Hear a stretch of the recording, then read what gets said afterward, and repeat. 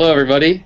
And thank you for joining us today for this Google Plus Hangout. My name is Cody Switzer, and I'm the web editor here at the Chronicle. I'll be your moderator for today. We have a great session ahead as we talk about how you can craft or improve your organization's social media policy for employees.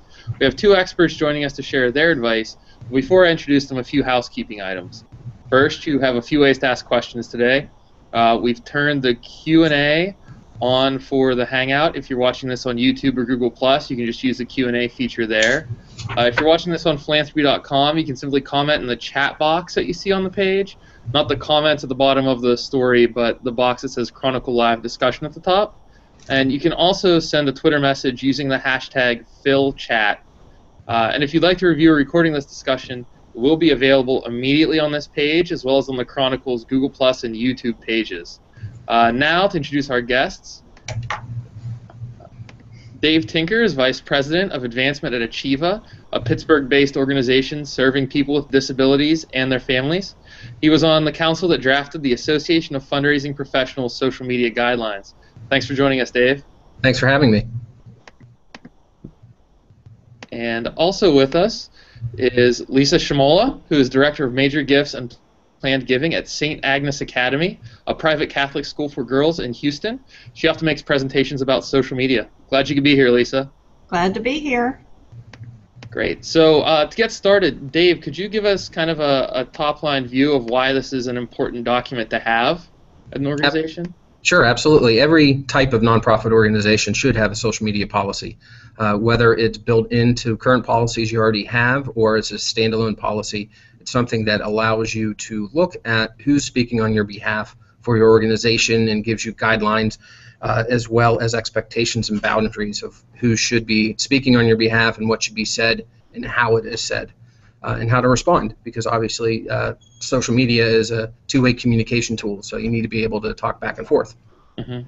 Lisa, any thoughts to add to that? Well, I think just like any other policy that you have in your organization, and particularly communications, you often have a policy in your organization on who is able to speak to the media, what they can say, how you handle those type of things. You want to think about the same thing with social media, not just your organization's pages, but how your employees may be presenting themselves and how that comes back to the organization and affects the image and the brand. Mm-hmm. Makes sense. So, Lisa, I know that you recently joined St. Agnes, where they already had a social media policy in place, but at your previous employer, you drafted a social media policy there. Kind of what was the process that you went through? Sure. Well, this was at the University of Houston, and the university itself had a pretty extensive social media policy, but then it was kind of up to every unit within that to figure out how they were going to maybe take it a little bit further. I was in the College of Technology. I was part of the task force that got everything going with social media and the accounts and how we were going to manage that. A big issue for us, and a lot of organizations may not necessarily think about this, you're getting excited to get on social media and you are creating your accounts and you're setting up your handles, but thinking about having multiple people have administrative rights to your sites. Because what happens if, we always talk about in fundraising, you get hit by a bus theory, right? But we actually had that happen with one of our department Facebook and LinkedIn accounts. Is the faculty member who managed those left the university for another position and left fairly quickly, and we were able to get the Facebook page turned over. She was the only manager of those accounts, but she kind of kept the LinkedIn group because we didn't have the policy firmed up yet at that point. And so that can show where if you don't have your policy in place, how it can be a challenge. And we had to start over and just start a fresh LinkedIn group for that department. Yeah. And Dave, when you drafted yours, I mean, maybe with AFP or maybe with Achieva, with your organization, kind of what was the process that you worked through, and what were some of the things that you were thinking about? Sure, we had, for both, we actually had a big group working on it together. It wasn't just one person trying to draft it and come across with just a single point of view. Because social media does take so many different components of the organization into account, we worked with our HR department, our IS department, communications and fundraising, to try to come up with a tool that would be very easy to use and very easy to understand, as well as set the expectations that we had for our own organization. Mm-hmm. So what are some of the key elements? So we had talked about, and Lisa, you talked about that kind of making sure that there are multiple administrators. What are some of the guidelines that you both gave? Lisa, if you want to start. Sure. I mean, just as far as setting the expectations and guidelines, what is acceptable behavior? For us here at St. Agnes, we are a 9 through 12 high school, so we deal with underage students, and it's the policy of you are not to friend anybody who is under 18. You should be mindful of friending recent graduates because they may have siblings that are still here at the school that would then have access to your post. So for us, it's very much of a being mindful of the relationship between us and our students, or even us and our parents. And so I think that applies to any nonprofit. It's what kind of relationship do you want to have with the people that support you, and do you even want to allow that or encourage the connection in that manner or not? I think that's a big thing that a lot of organizations struggle with in their policy, is what to do with friending clients, friending coworkers, boss-subordinate relationships. So that's definitely something to think about. Mm-hmm. And other than students, what are some of those? Did you put any guidelines in place for that kind of boss-subordinate? Is the principal friending people, or who are you friending in the organization? Our head of school does have a Facebook account, as well as our principal, and so yes, I mean, they do friend. What it says in the actual policy is that to be mindful of that, and you don't want anybody to feel pressure that you have to accept the friendship or whatnot, and so just to be mindful of all of that. But we're a pretty inclusive community here. We're all pretty open with each other. So. And Dave, do you have any? What are some of your high-level guidelines? Well, some of the ones we actually have to deal with that are very important for us include the fact that we work with following HIPAA privacy laws, and so because of that, we take it very seriously because we have to.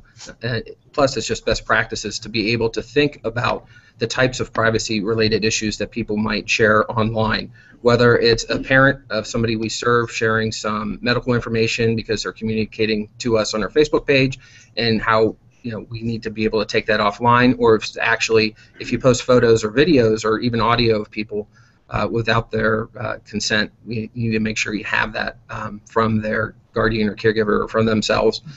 We work with plenty of children, and obviously young children. That's a big issue. Whether everybody likes pictures of kids that you're serving, but at the same time, are you using that correctly? There's a couple other areas as well. It's not just the people you serve that you have to consider for privacy, but the people you work with, your trustees, your consultants, your other volunteers, all of those you need to take into account what is good for the organization, what is good for them as well. It's both, not just the privacy for your own organization and the issues for your own organization, but it's theirs as well. Mm-hmm. I want to remind folks real fast about the 3 ways to ask questions. We have a few questions right now. You can ask, if you're watching YouTube or Google+, you can use the Q&A feature. If you prefer to use Twitter, you can use the hashtag #PhilChat. And if you're on philanthropy.com right now, there's the chat box that says Chronicle Live Discussion. You can ask your questions there. And so we have one question. Is there any particular template to follow? Is there kind of a standard order that these things go? Did you start with a template, Dave? We use the guidelines. Part of being on this task force for the Association of Fundraising Professionals, we created some guidelines for any nonprofit to use, and they're free to look at and download. There's a 1-page version of it as well as a 16-page version online. You just have to look at social media policies and AFP, and those are a great resource for members and non-members to be able to use and see what are some real-world experiences that other fundraisers have put together for them. Great. And there's actually, we've presented before and shared this link. There's a great online resource. It's socialmedia.policytool.net. And that's a website to where you can go online and answer, it's about a dozen pretty simple questions, and it will give you kind of a bit of a template policy. When Dave and I have presented in the past, we've actually walked somebody in the audience through how easy it is. It asks questions like, who's in charge of making the decisions, who gives approvals for starting social media sites within your organization, who's going to manage those, who has the rights to photos, how can your name be used, and you just answer the very simple questions, and at the end of it, it emails you a policy. Mm-hmm. Great. And I just posted, so I just pulled that up, and I posted a link. If you're watching on philanthropy.com, the link is in the chat box there now. Great. Cool. Thank you. And there's also one other resource that I think is pretty great. There's a gentleman that collects not just samples of social media policies, but additionally templates for people to use that are free. The site is socialmediagovernance.com/policies. And there you can see a long list of international tools, both U.S. and international, that you can utilize. Great. And I'm digging those up too because Davey sent me some links before. So in the chat box, I just posted the AFP guidelines, and I'm going to add those examples as well there, so folks can look at that. And so as far as, you know, I feel like a lot of organizations may struggle, you know, the people that I've talked to may struggle on walking this line between being too strict and too lenient. So where do you fall there? I mean, you need to have clear guidelines, but what kind of things are you kind of mandating and what things aren't you? I mean, we've talked about some of these, but Lisa, there's any specific thoughts on that?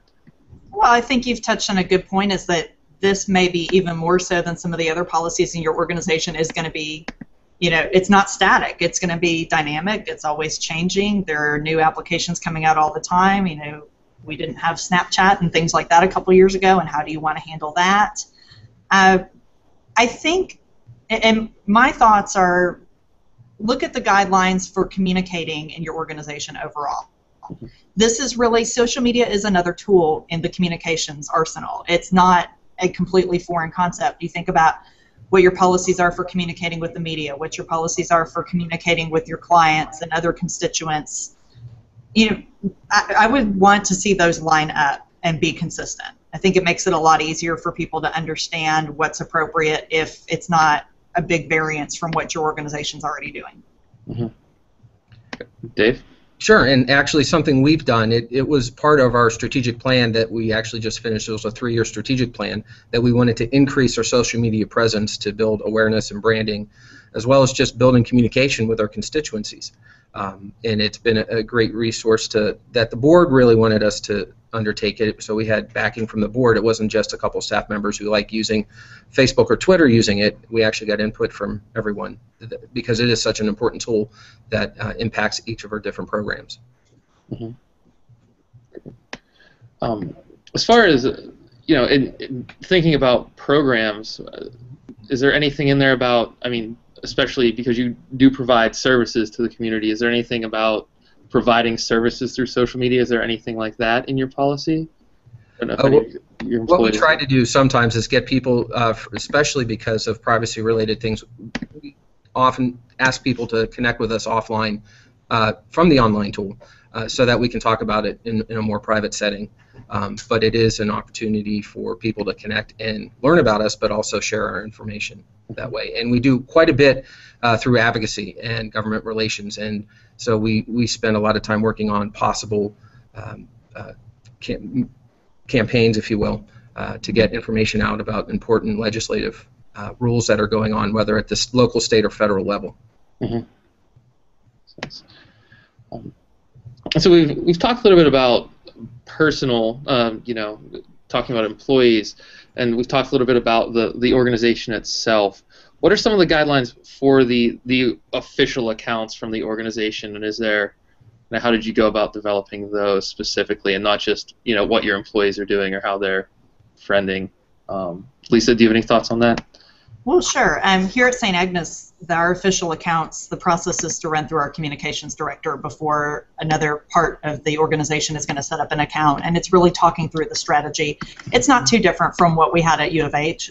In the College of Technology, it ran through our advancement department because communications and development was one team in that college as well, and it was trying to get a handle with there were many departments and organizations and things like that that wanted to have groups, and it's trying to make sure that there was somebody from the college that had administrative rights to all those different sites, because again, same type of situation, you didn't want to run into that. But then it also gave the opportunity for the college's site to reshare from the different department pages, and for the department to share from the college site. You know, it just really created, and then the college was sharing from the university's page, and the university pages were pulling from that. And so those were some things that are critical. It's just running everything through for us, it's the communications team. I know in a lot of organizations, the communications team is what ends up managing the social media effort overall.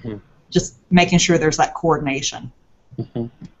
And so was every post being approved by the communications team in that situation? No, not necessarily, but it was just making sure that, I think it was more at the outset, if a department or a program in the college wanted to start a social media site, the preference was that we wanted them to come and talk with us about it first, so we could talk with them about the best strategies and, Facebook, Twitter, what's going to best serve your needs, and then making sure they were linked to the college, that the college had an admin on the site just in case somebody needed to access it in case of emergency, those type of things. But we would monitor it to see if there was something that maybe wasn't the most appropriate post, and we'd have to talk all that through. I mean, absolutely. And of course, being a state university, it's a little more complicated when somebody posts something on your site that's not appropriate. There's a lot more legal counsel and things like that involved than other nonprofit organizations, but making sure we stayed on top of that.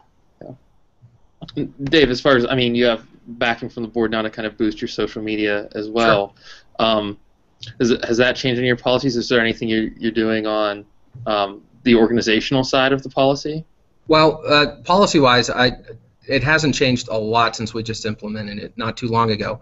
Our communications department is the one that handles our official social media handles, but obviously folks like me and other staff members, when there are events coming up or other important things, we also post our own personal social media things explaining how important it is to us and how it impacts people we serve at times. While it's not an official way of doing it, people are going to post things anyway. We want to make sure they post it with a consistent message. So we have a couple of questions. First one from Kathy. Could you talk a little bit about HR's role in this policy and kind of, working through developing the policy and also kind of enforcing it? Dave, do you have any? Sure. Well, our employee handbook, we really do. It's really the backbone of some of our HR stuff that's in there. And so working with our HR department to make sure that we are including it and we're following perhaps labor law related issues that of course affect HR. In the U.S., the National Labor Relations Board has been behind on the times, just like most government things related to technology. The laws haven't caught up yet, and so the government's trying to catch up. And the National Labor Relations Board really has increased their efforts to try to affect rulings because there's so much going on with social media related to HR. But you have to have somebody from HR involved with it to make sure you're not putting yourself up for a fine from the National Labor Relations Board, because it can be very easily done. Yeah. Lost my light. Sorry, guys. I'm in a green room, as you can tell. It's like the lights just completely went out on me. Lisa, do you have any thoughts about HR or how you involved HR in crafting the policy? Well, like I said, the policy here was already in place when I got here. I was actually very excited on my first day. I'm reading the employee handbook like a good kid. And it was a good 5 pages of our handbook. So it was a very prominently placed policy. It does say in the policy that violations can lead up to termination. I don't think that it's gotten to anywhere near that kind of a situation, but I know that language is in there just like anything else. And even with our students, there's certain guidelines in their student handbook about how they're supposed to be, not on things during class and not using their school laptops and things like that to be on streaming music and different things like that. And their parents, and they sign a contract saying they're going to abide by all that as well. What they do if there are infractions for that, I'm not as familiar with, but yeah. And mentioning, termination and infractions, this is a question from Carrie. So what do you do if your employees are not following your policies? Is there any structure of that in the policy? And I know this is kind of an HR issue. Dave? Well, our social media policy is built into our acceptable use policy. It's not its own standalone policy. Okay. And every staff member has to sign off on it when they begin employment here at Achieva, and so that they've read through it and agreed to the stipulations within the policy. And there's some very basic things. I mean, it could be very easily somebody's for us, we address, are you posting to social media while you're working with one of the constituents that we have that actually that person needs more immediate attention than your social media feed, sort of thing. So that's an issue. Are they using technology correctly for their own personal benefit? Those sorts of things. And yeah, HR has a pretty has spelled out what happens, but it's not just the social media side. It's more. Okay, all of the use. Mm-hmm. Lisa, you talked about this a little bit before, so. Yeah, I mean, we haven't had a lot of instances, but I think it's, if somebody has posted something that maybe is sensitive or not appropriate, it's going and talking to them one-on-one at first. I think that's always the best situation. They may not even realize that what they had done didn't come across the way it should have. Mm-hmm. And I mean, I think just like with any other employee policy and violations, it's you have the warning system, right? And it's you have a chance to address it with them, and if the behavior doesn't correct, then it may have to progress to something a little more serious. But mm-hmm. Yeah, the tweeting without thinking, just making sure that they think about what they actually wrote. Yeah, and deleting the tweet. I know Dave has cited this a lot in our presentations. Library of Congress keeps them all, even the deleted ones. And actually, one of my favorite quotes for social media, and I'm going to read it so I don't get it wrong. Twitter's a great place to tell the world what you're thinking before you had a chance to think about it. So it's true of all social media. Take a second, think about it before you post. Yeah, that's good advice. Another question here we have is, we've talked a little bit about this line between, personal and organizational. And the question is, does an employee's personal social media fall under what is appropriate for staff? I think the question is, if someone isn't using their personal social media presence in any way, in any work-related way, and it's a private kind of walled-off Facebook account, are you giving advice there? Is there anything dictated about that in the policy, Lisa? Well, I know in our policy it does say that all of your interactions, whether they're online or offline, you're always representing the community, particularly for the teachers, but I think for the staff as well. We're role models for 900 teenage girls.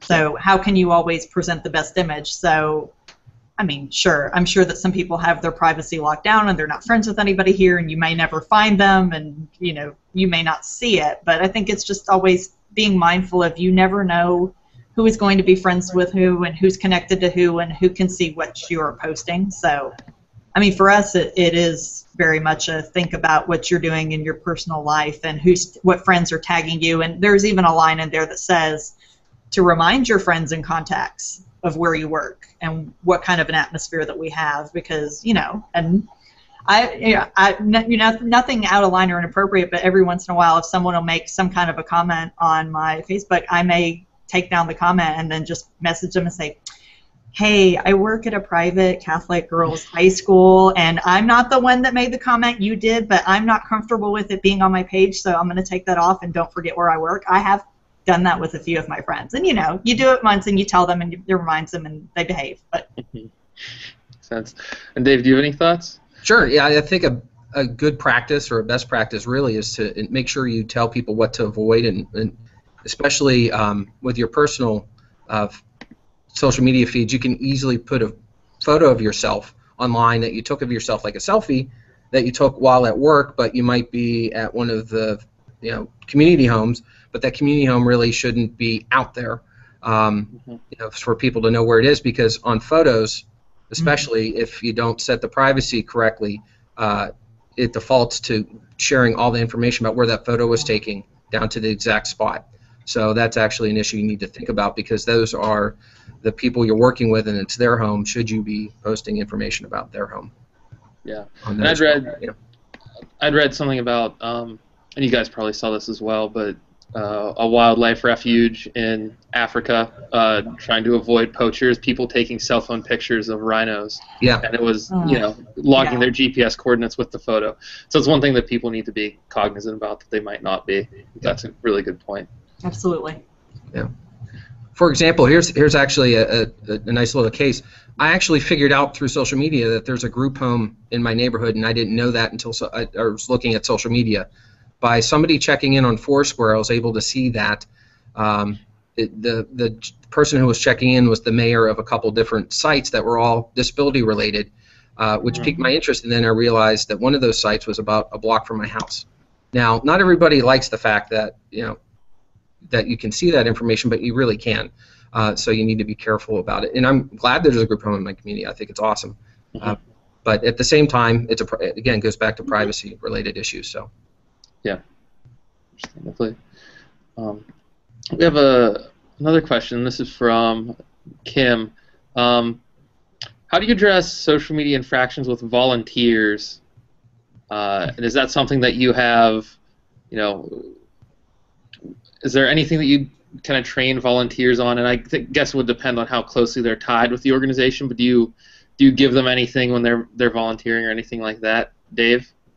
Well, you'd want to train volunteers just like you would staff and treat them the same. You almost would train volunteers when they come on board to your organization, and as you're giving them background information about your organization or your event or your committee or whatever it is, you can also talk about the importance that social media has in that organization, and that it's great if they're sharing information about your organization and sharing that they're part of your organization as a volunteer, but at the same time you want to make sure that they know some of the rules that we'd like people to follow, whether it's, again, rules about photos and logos, but it could just be how to respond to people, maybe some key terms that you want people to be consistent with instead of just going all over the board.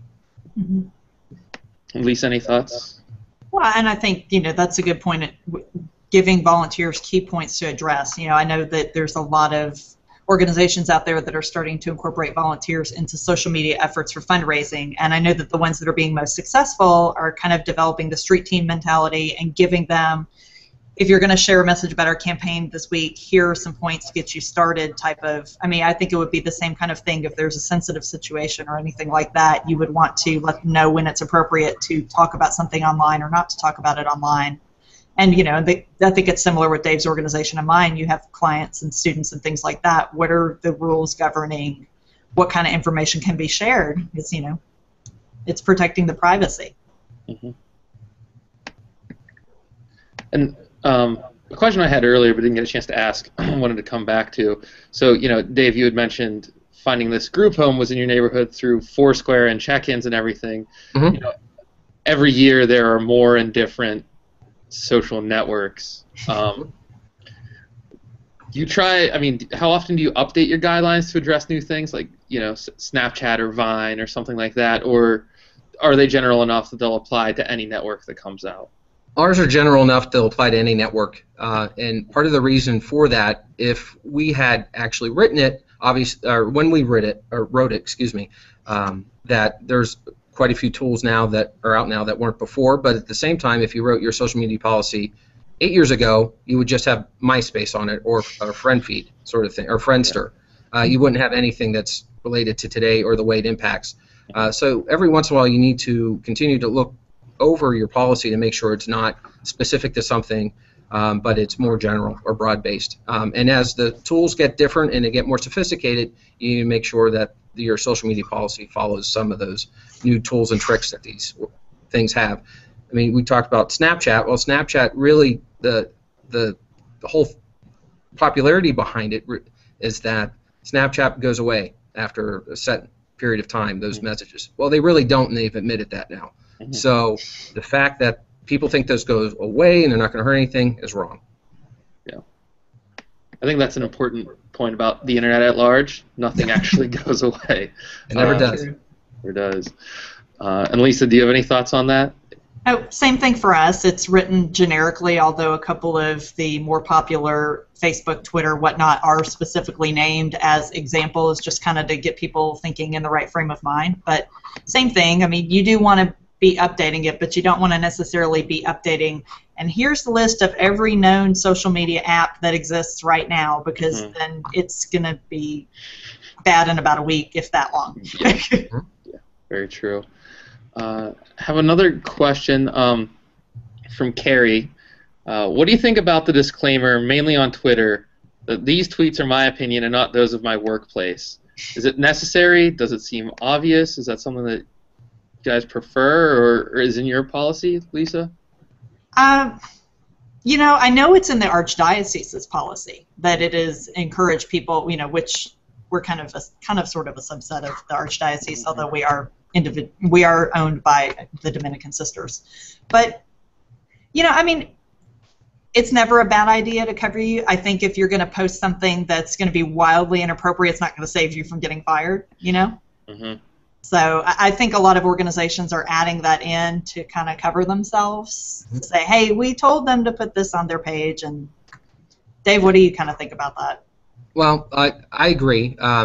We don't have that statement in our policy telling people they have to state that they're tweeting on their own or posting on their own, and it's not official to the organization. However, you need to make sure that some people understand that that person is not the official feed, because it can be, for somebody who doesn't know about your organization yet or know you well, they can assume that you are the official feed, even though there might be an official feed somewhere else on a different handle or a different account. But at the same time, if it's there, it's great. But if it's not, it's okay too. But you have to pay attention to what the rest of their description is on their bio. Yeah. Yeah. I don't think, it's not necessarily a good or a bad thing in either case. I mean, if you want to encourage, if you feel comfortable encouraging people to put that on their page and you want that in your policy, great. But it's not, I don't think, the end of the world if you don't put it in, because if somebody is doing something inappropriate, you're going to do what you need to do to address the issue anyway, as an organization. Very true. I have another question. This is on fundraising specifically. Okay. Are there any rules through social media or guidelines outside of HR? I mean, even in the development department, for contacting possible donors, that kind of thing. Lisa?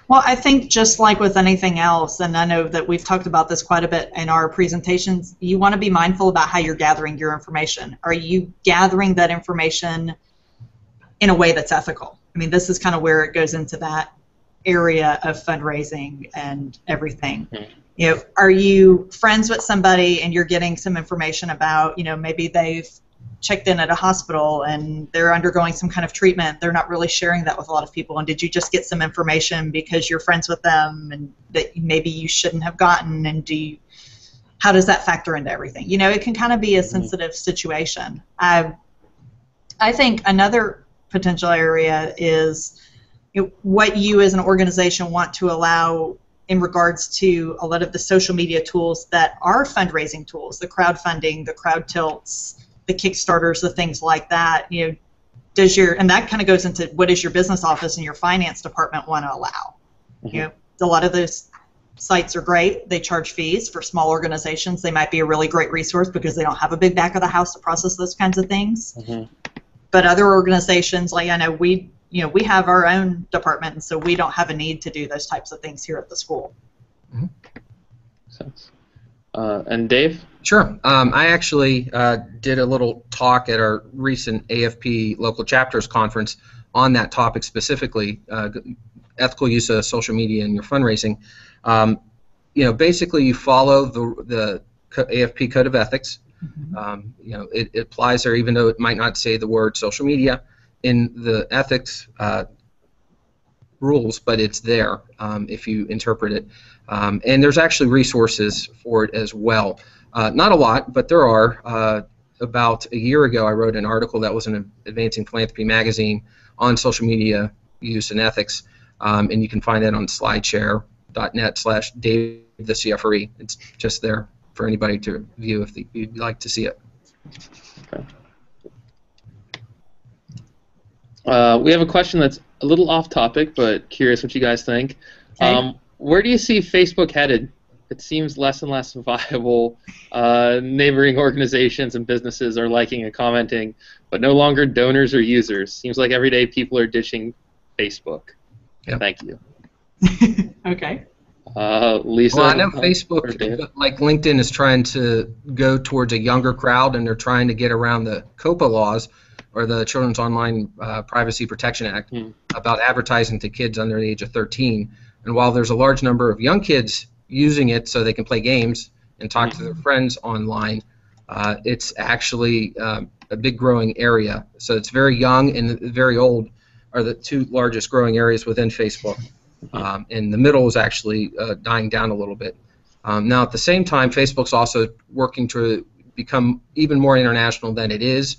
There are some countries they're not in yet, and so they're still constantly negotiating with other countries that have very restrictive rules, such as China, obviously, about public speech and what people can post and can't post. And so once they're able to figure out how to go into that market, you're going to see much more of it. And they're still trying to figure out to get the best revenue for their shareholders, obviously. So I think we'll see more different types of advertising through Facebook. Mm-hmm. Right. And kind of to tag on what Dave said, it makes me curious to know where the donor base for this organization falls. You know, are they in between the older and the younger? Are they a little bit of everything? What kinds of posts are they generating? What was getting attention before, maybe what isn't?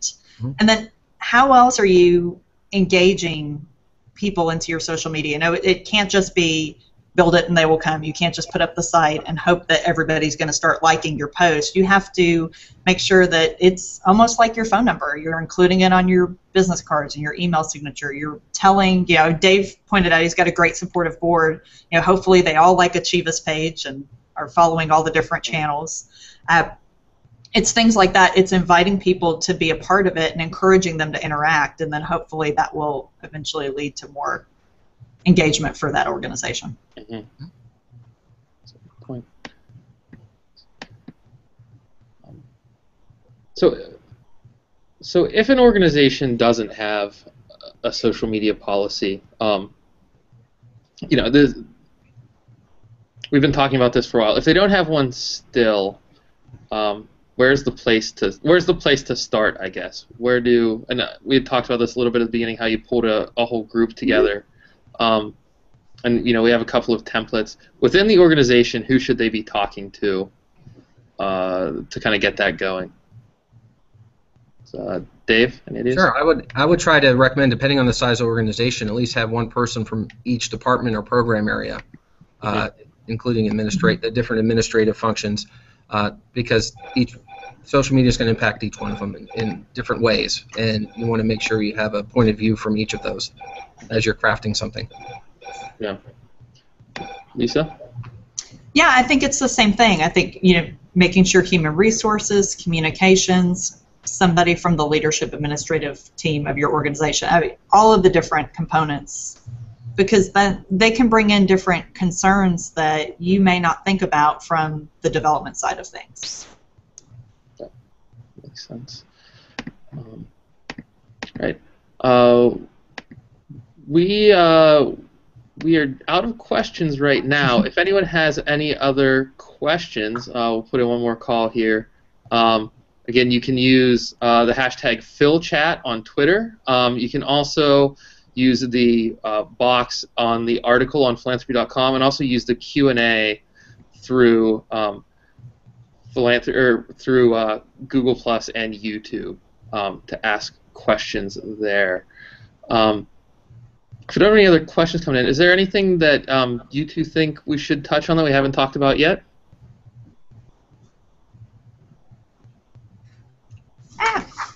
Good time for my lights to go out again. I was like, is that a hint?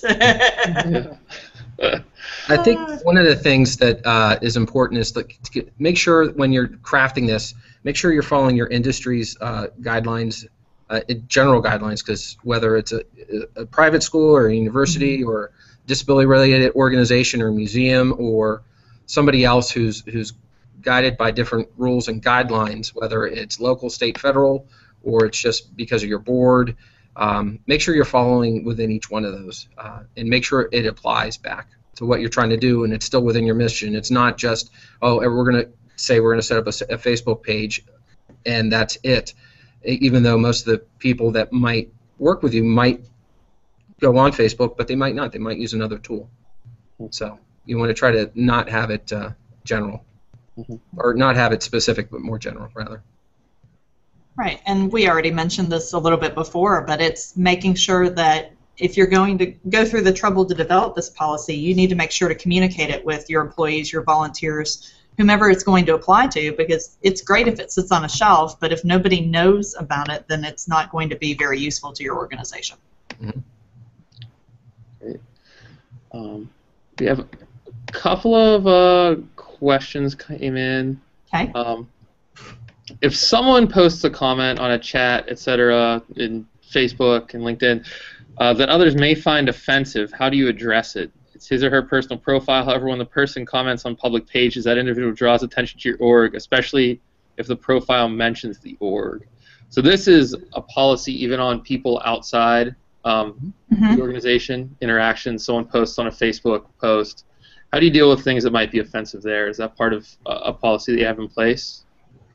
Yeah, and I think it depends on how complex your organization is. I cannot recall what the specific post was, but I know that the library at U of H had this situation where someone had posted something inappropriate on, I don't know if it was their library had a mascot and he had his own friend account. And, I know we can get off on a tangent about, organizations are not people, so. But someone had posted something inappropriate on that particular account, and in the case of the University of Houston, it is part of the state of Texas. So being a state and free speech and following all of those laws, they had to go all the way to consult with legal counsel before they could actually remove the offensive comment. I believe they were able to remove it, and then they kind of rebranded the page and whatnot and kind of moved forward from that. Other organizations are probably not that complex, but I kind of wanted to give you like the toughest case scenario of, you may have to jump through a few hoops to get there. I think that's important to include in your policy how you are going to handle addressing a remark that is offensive and whose responsibility is it to make the decision to remove it. Are you going to be in contact with the person about removing it, or are you simply going to remove it? How are you going to handle that? That all needs to be discussed in developing the policy. Yeah. And something you can do, and I've seen some organizations do this, they actually post policies on their social media tools. So whether it's a Facebook page, they might put on a commenting policy on what they would remove or not remove, or what they expect out of it. I know, for instance, make sure we talk about the privacy. Don't post something that is private. We're happy to talk to you offline, sort of thing. But make sure that you can include that. Now, obviously, Twitter, you don't have a big amount of space like you would on Facebook to post that type of information, but it's important. Makes sense. Yep. Great advice. And I remember when all of the news about when Lance Armstrong was very much in the news and that was very controversial, I remember Livestrong's social media manager said that a lot of people were coming to their pages to talk about Lance Armstrong, and a lot of those pages were set up specifically for people with cancer to communicate, and they were just outright deleting them because it wasn't the purpose of the page. So that's one. And also, as someone who's, I manage our comments here at the Chronicle, and I've also managed comments at a daily newspaper, which get offensive really quickly. There's a fine line, if something is clearly libelous or attacking another person, that kind of thing, or very clearly lewd or offensive. I've never had any problem removing those at all. And that's the old standard.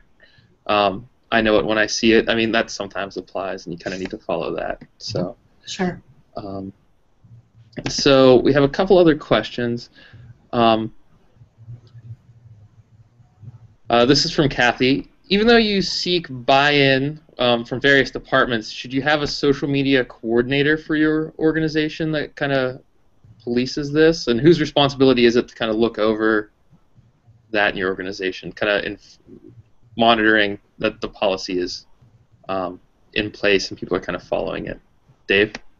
Well, I think it kind of depends on your organization and the way it's structured. Obviously, nonprofits, there's so many different types and sizes of organizations. Some have attorneys on staff, some don't. Some have large HR departments, some don't. If we post things from the official page, obviously that goes through our communications department because that's who's coordinating it for us. But if it's something else, it does go through HR and that director or the manager of that person, if that's something that's out there and it's a problem. Right, and I think it's probably the dream for any organization to have one staff person completely dedicated to social media, right? But I mean, that would be the ultimate, is to have somebody on your staff that they're managing, that they're doing the posts, that they're overseeing everything going on, they're replying, they're being very proactive about it. As Dave said, a lot of times that falls to the communications director or whoever else on the communications team, that it is one of their duties. Mm-hmm. Makes sense.